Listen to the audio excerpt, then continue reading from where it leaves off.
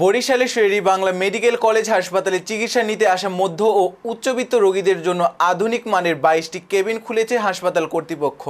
মঙ্গলবার 4 নভেম্বর নতুন এই বিলাসবহুল কেবিনগুলি উদ্বোধন করেন হাসপাতালের পরিচালক ব্রিগেডিয়ার জেনারেল ডাক্তার A K Mashiul Munir.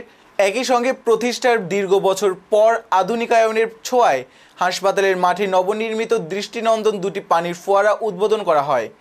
Emergency and casualty বিভাগের আবাসিক সার্জন ও ভারপ্রাপ্ত বিভাগীয় প্রধান ডাক্তার মাজহারুল রেজার উপস্থাপনায় অনুষ্ঠানে আরও উপস্থিত ছিলেন মেডিকেল কলেজের উপাধ্যক্ষ অধ্যাপক ডাক্তার আনোয়ার হোসেন বাবলু, হাসপাতালের উপপরিচালক ডাক্তার নাজমুল হাসান, সহকারী পরিচালক ডাক্তার মাহমুদ হাসান, ডাক্তার আব্দুল মুনায়েম সাদ সহ সার্জারি, মেডিসিন, গাইনি বিভাগের চিকিৎসক, নার্স, বিভিন্ন ইলেকট্রনিক ও প্রিন্ট এবং অনলাইন মিডিয়ার সাংবাদিকবৃন্দ।